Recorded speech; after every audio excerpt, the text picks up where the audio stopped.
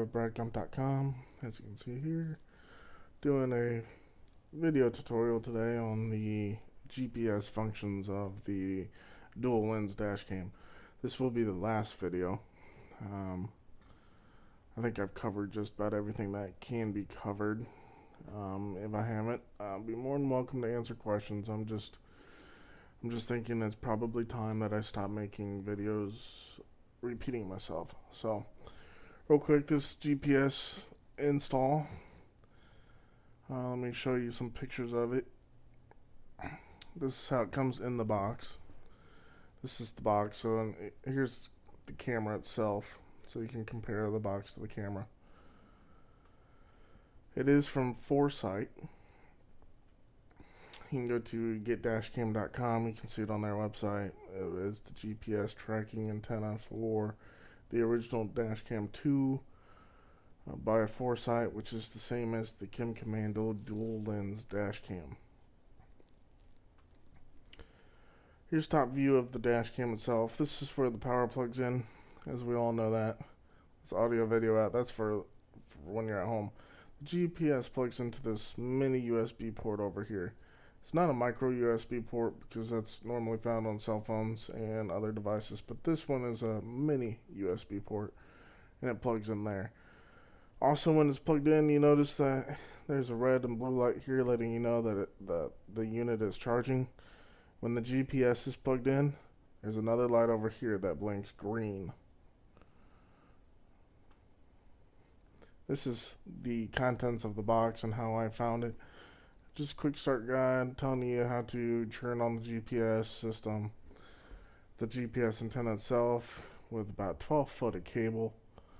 Way more than what I needed, but I'm glad they added it. And additional foam double-sided stick tape so that you can put your GPS up. I'm assuming that in the hot weather this thing will just fall off the window, so that's why they give you additionals. Alright, this is out of the bag. That's what it looks like. It just says GPS. This is Foresight GPS antenna. I'm telling you to plug it into the mini USB port. And it also says that once the dash cam is connected to the GPS and signal is located, this icon, the GPS icon, will blink. It'll flash, letting you know that it's connected and that it's receiving signal. There's where I installed it on mine. As you can see, this is bradgump.com. I've installed it here. I removed this panel here and hid the wires in behind it. And then the end piece, the section of wire that I used, I ended up running it up through my headliner and over to the unit. Like so. So it's going up through my headliner. This is how it will look when you don't have it hooked up. So let's say like you take it in for the night. This is what it looks like hanging out of your car. You got your power line, you got your GPS, and you got your mount. So yeah, and we're back to the beginning. So that's pretty much it. Just basic install. It's not very big. It's about the size of $50, a little bit bigger. And that's where I installed it, and that's all the bigger it is. Alright, going on to round 2 here. Close this out. Round 2 involves going to my computer, which in this case you hit the Windows logo and E button. Takes you to my computer, this PC. I'm not quite used to the terminology that Windows 8 uses yet. But you've got your main drive here, your operating system drive. You got the DR disk, that's D, which is the drive that we're going to access, because this is the micro SD card that I pulled out of my dual lens dash cam. You just double click that. Then you double click the Komando program. A system window will appear, preferably in this area right here, that says, would you like to run this system? Yes or no. You hit OK or yes. And this interface pops up.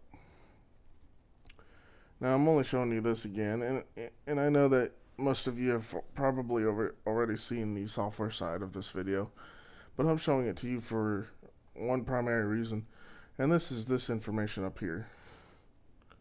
I know my blue box doesn't cover into the program, but it's this information up here. This is the icon for a satellite. It tells me my west and my north, my speed. Now my speed I have found to be off by about 15 miles an hour.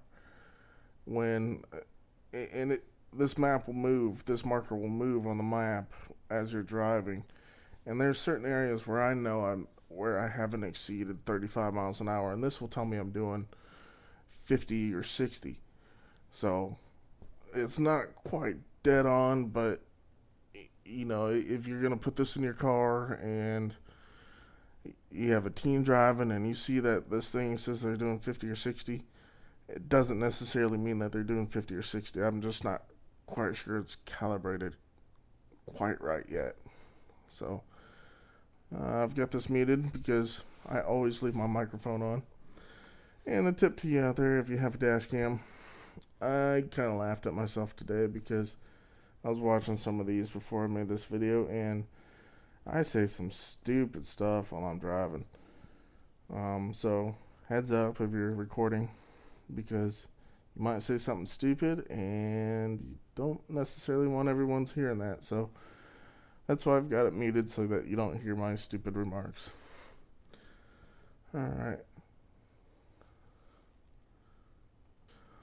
Alright, so let's click play real quick. And as it's playing, you'll notice over here that this icon is moving on the map.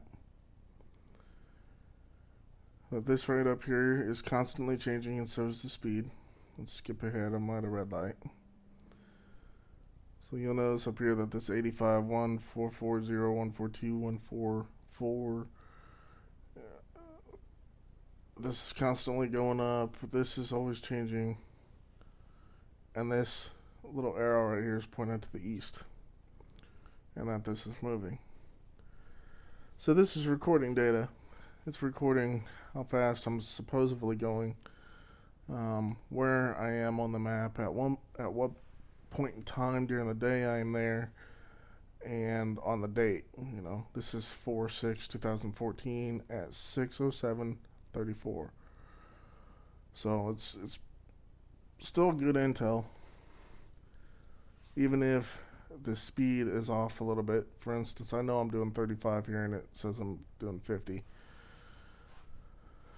So yeah, I don't regret buying the antenna. I'm glad I did.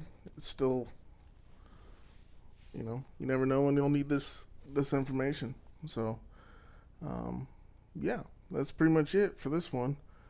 I am, however, going to show you a brief clip here. There was a gentleman who questioned what the glare at night was like.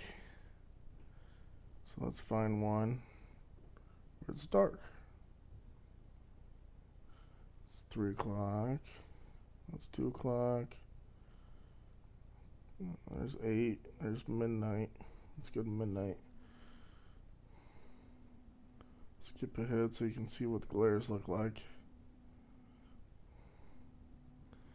And we'll change the view so that it's just that one. Alright, here we have an incoming car. It's actually a pretty good video pickup for at night driving. Granted, I'm in the city, not in the country. I'm sure it would be slightly different in the country. A little more darker. So yeah, that concludes this video. If you have any questions or comments, feel free to contact me at bradgump.com or leave a reply below, and I will get back to you in a timely manner. Thanks for watching. bradgump.com. Thank you much. Have a good day.